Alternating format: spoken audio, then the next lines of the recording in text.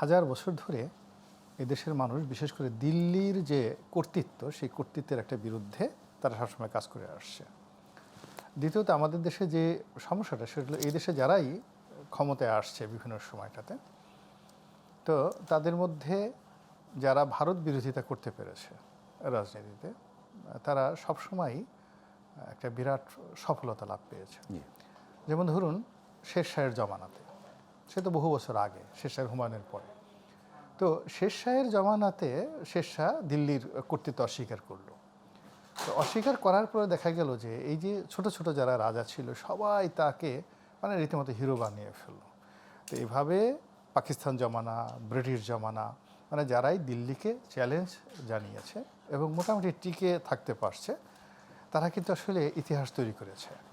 তো এখন আমাদের এই মুহূর্তে যারা রাজনীতিতে নেতৃস্থানীয় আছেন, বিভিন্ন কারণে নেতৃস্থানীয় আছেন, তাদের একটা সেই অতীতের শের শাহ হওয়ার মতো, ফখরুদ্দিন মুবারক শাহ হওয়ার মতো, ঈশা খা মুসা খা হওয়ার মতো একটা হিরোইজম তাদের মধ্যে কাজ করছে যে আমরাও অমর হতে চাই। আমরা যদি অতীতে সেই মুঘল সম্রাট আকবরকে চ্যালেঞ্জ জানিয়ে ঈশা খা মুসা খা তারা যদি বাংলার একজন সুবেদার হয়ে তারা এত বড় কর্তৃত্ব দেখাতে পারে, তাহলে আমরা কেন এই 18 কোটি মানুষ নিয়ে দিল্লির নরেন্দ্র মোদী, যেখানে একসময় চা বিক্রি করতেন, ডিফারেন্স বোঝার চেষ্টা করেন কোথায় নরেন্দ্র মোদী আর কোথায় আমাদের ডক্টর মোহাম্মদ ইউনূস। উনি MA পাস করেছেন, PhD করেছেন, শিক্ষকতা করেছেন, গ্রামীণ ব্যাংকের MD হয়েছেন, সারা দুনিয়া ওনাকে চেনে। আর নরেন্দ্র মোদী উনি চা বিক্রি করেছেন, এমন দারিদ্রতা অভাবের মধ্যে মানুষ হয়েছেন, তারপরে শেষে সেই গুজরাট থেকে আসছেন।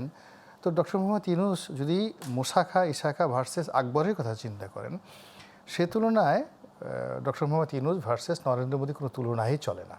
তো সেক্ষেত্রে এখন যারা আছেন চিন্তা করেন ডক্টর মোহাম্মদ ইউনূসের একটা আন্তর্জাতিক কানেকশন আছে, পাকিস্তানের সঙ্গে তাদের একটা ভালো বন্ধুত্ব আছে, এখন তরুণ একটা সম্প্রদায় গড়ে উঠেছে।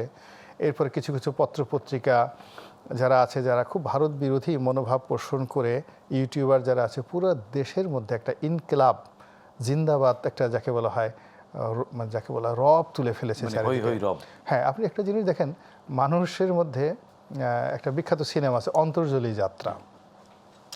তো সেই অন্তর্জলী যাত্রায় আপনি দেখবেন যে একেবারে সেই সহমরণ প্রথা, সতীদাহ প্রথা, সেই সতীদাহ প্রথায় কিভাবে একজন রমণীকে উদ্বুদ্ধ করা হয় তার একটা দৃশ্য রয়েছে।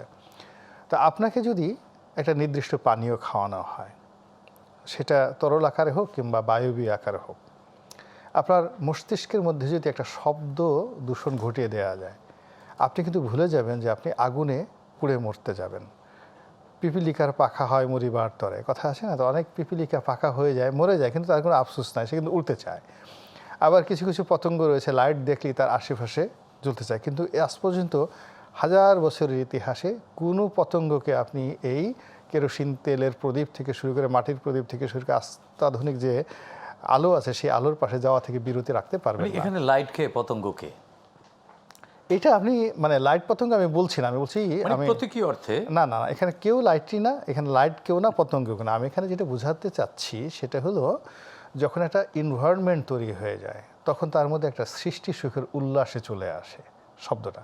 মানে লাইট দেখলে যেমন ওই অবস্থা হয়, তদ্রুপ আপনি যেমন মনে করেন, লাইটের কথা বাদ দেন, আপনি যদি আমাদের মধ্যে এক ধরনের উন্মাদনা চলছে, আমি একটা উন্মাদনা না, ঠিক আপনি এটাকে আরো ভালো করে নেবেন। বসন্ত আসলে কোকিল গান গায় না, তো আপনি ধরেন বসন্ত আসছে, আমাদের এখানে আন্দোলনের বসন্ত আসছে, জাতীয়তাবাদের বসন্ত আসছে, ইসলামের বসন্ত, ইসলামাইজেশনের বসন্ত আসছে। তো এই যে বসন্ত, এই বসন্তের কারণে কি হচ্ছে, চারিদিকে একটা শ্বাস রব পড়ে গেছে। যে বৃক্ষ, তাকে তার গাছে ফুল ফুটাতে হবে, যে পাখি তার কণ্ঠে গান ধরতে হবে, যে বাতাস তাকে মৃদুমন্দ বাতাস প্রবাহিত করতে হবে। ফলে চারিদিকে একটা আন্দোলন, চলো চলো দিল্লি চলো। বসন্তের পরে যে গ্রীষ্মের তাপদাহ, সেটা বসন্ত কখনো গ্রীষ্মের কথা চিন্তা করলে তার বসন্ত চলে না। আপনি এখন মূল ব্যাপার হলো যে আমাদের বাঙালি জাতির অনেক দুর্ভোগ দুর্দশা আসছে বেশি বোঝার কারণে। আপনি এখন বসন্তের মধ্যে আছেন, যত দ্রুত সম্ভব আপনি এই বসন্তের পরিবেশের সঙ্গে যত বেশি কণ্ঠ মিলাবেন, দেন ইউ কুড এনজয় মোর। আপনি যদি এখন বসন্তর পরে সেই গ্রীষ্মের কথা চিন্তা করেন, গ্রীষ্মের পরে আবার বর্ষার কথা চিন্তা করেন, আলটিমেটলি মানে এই আপনাকে একেবারে হাভাতে বাঙালির মতো আপনার আজকের এই বাস্তবতা বা আজকের এই পরিস্থিতির জন্য তো ভারত অনেকটাই দায়ী। না, ভারত দায়ী হবে কেন? আমরা দায়ী। ভারত আমাদের কি করতে গেছে? আমরাই তো ভারতের দালালি করতে যাচ্ছি। আমরাই তো ভারতের কাছে আশ্রয় প্রশ্রয় করতে যাচ্ছি, ভারতকে আমাদের কাছে ভিসা চাই নাকি, আমরাই তো ভারতের কাছে ভিসা চাই, অযথা তাদের কেন দায়ী করেন? আমরাই তো ভারতকে বন্ধু বানাচ্ছি নিজেদের স্বার্থে, শত্রু বানাচ্ছি তাও নিজেদের স্বার্থে। এখানে ভারতের দোষটা কি আপনি বলেন টোটাল ব্যাপারটা, আপনি যদি অ্যাজ এ নিউট্রালি সেভাবে দেখেন।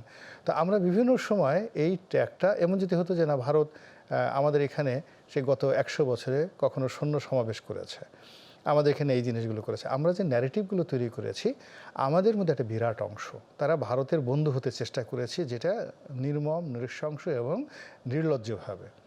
আবার আমাদের মধ্যে কিছু মানুষ আমরা ভারতের বিরোধিতা করেছি বা করে চলেছি কোনো রকম বিচার বিবেচনা না করে একেবারে রীতিমতো বেকুবের মতো। ফলে এই যে একটা সমন্বয়হীনতা, এই দোষ তো আমাদের না, ভারতও তো এখানে কর্তৃত্ববাদী এক ধরনের আচরণ করেছে, দাদাগিরি যেটাকে না বলা না হয়। সঙ্গে দাদাগিরি করবে না কেন? আপনি যদি এখন কারো মানে লুঙ্গির তলে ঢোকার চেষ্টা করেন সে কি দাদাগিরি করবে না? আপনি যদি কারো গামছা গলায় দিয়ে ঘুরেন সে কি আপনাকে একটু টান দেবে না? আপনি সেখানে যান কেন? আপনি স্বাধীন থাকেন, সার্বভৌম থাকেন, নিজেদের মতো করে থাকেন, মানে আপনি আপনার মতো করে থাকেন, যা আছে তাই। পৃথিবীর অনেক ক্ষুদ্র ছোট্ট জাতিগোষ্ঠী রয়েছে মানে যারা এখন অনেকে অভিযোগ করছেন যে 1971 সালে যে মুক্তিযুদ্ধের মাধ্যমে বাংলাদেশ স্বাধীন হয়েছে সেই স্বাধীনতা আসলে ভারতের হাত থেকে আমরা মুক্তি পাইনি, পাকিস্তানের পশ্চিম পাকিস্তানিদের হাত থেকে আমরা রক্ষা পেয়েছি। ভারত ঠিকই আমাদেরকে নানানভাবে আষ্টে পৃষ্ঠে বা ঘিরে রেখেছে। এটা মানে পুরোটাই সত্য, পুরোটাই সত্য। এই কারণ হলো ভারতের সাথে আমরা যোগ্যতায় এখনও কোনো কিছু পাইনি। ওদের সিভিল সার্ভিস, ওদের মিলিটারি সার্ভিস, ওদের ব্যুরোক্রেসি, ওদের রাজনীতিবিদ, ওদের এমনকি সাধারণ জনগণ, তাদের মধ্যে যে দেশপ্রেম আছে, আমরা এখানে বাংলাদেশে যেভাবে উত্তেজিত হয়ে পড়েছি, আপনি দেখেন তো ভারতের জনগণ ওইভাবে কিন্তু উত্তেজিত হচ্ছে না অ্যাবাউট আস, সেভাবে হচ্ছে না। ফলে একটা জাতিগোষ্ঠী, ভারত তো আজকের না, মহাভারতকে আজকে রচিত হয়েছে, রামায়ণকে আজকে রচিত হয়েছে, আপনি শূন্য আবিষ্কার হয়েছে কবে? তা আজকে ধরুন 10,000 বছরের তাদের লিখিত ইতিহাস আছে, more than 10,000 years written history আছে। তো সেই জাতিগোষ্ঠী যেখানে পৃথিবীর প্রধানতম সভ্যতা তৈরি হয়েছে, আপনি এখন তাদের সঙ্গে যুদ্ধ করবেন, লড়াই করবেন, সংগ্রাম করবেন, আপনার তো সেই জিনিসটা থাকতে হবে, ভূখণ্ড থাকতে হবে, সেই জিনিসটা থাকতে হবে, সেগুলো না থেকে লাভ নেই। দ্বিতীয়ত হলো আপনি যদি সেই স্বাধীনতার পর ধরেন 47 সনে তারা ভারত বিভাগ হলো, তো পাকিস্তান প্লাস আমাদের পূর্ববঙ্গের যে তখন অর্থনৈতিক অবস্থা, তার 3 ভাগের 1 ভাগও ভারতের ছিল না, আমাদের জিডিপি, আমাদের সমস্ত কিছু। তো সেই জায়গা থেকে ভারত আজ কোথায় গিয়েছে আর আমরা কোথায় চলে এসেছি? আমাদের ইংরেজি বলা, আমাদের ধরন, আমাদের প্রকৃতি, আমাদের ইন্ডাস্ট্রিয়ালাইজেশন, আমাদের সোশ্যাল স্ট্রাকচার, আমাদের পলিটিক্যাল ইনস্টিটিউশন, এটার কোনোটাই কিন্তু দাঁড়ায়নি, ভারতের সাথে তুলনাই করা যায় না। আমাদের অযোগ্যতা বা আমাদের কি বলা যায় এটাকে, আমাদের অজ্ঞতাই আমাদেরকে পিছনে ফেলেছে বা এক প্রকার দাস শুধু বানিয়ে অজ্ঞতা বলেন না, রেখেছে। আমাদের অলসতা, অজ্ঞতা, নির্বুদ্ধিতা, আমাদের মেজাজ গরম, রাগ, আমাদের আমাদেরকে নিচে রাখার, প্রকৃতি পরিবেশ অনেক কিছু। আসলে আমরা নিচে থেকেছি, আমরা উপরে উঠতে চাইনি। উপরে উঠতে চাইনি, চেষ্টা করেছি, পারিনি কখনো।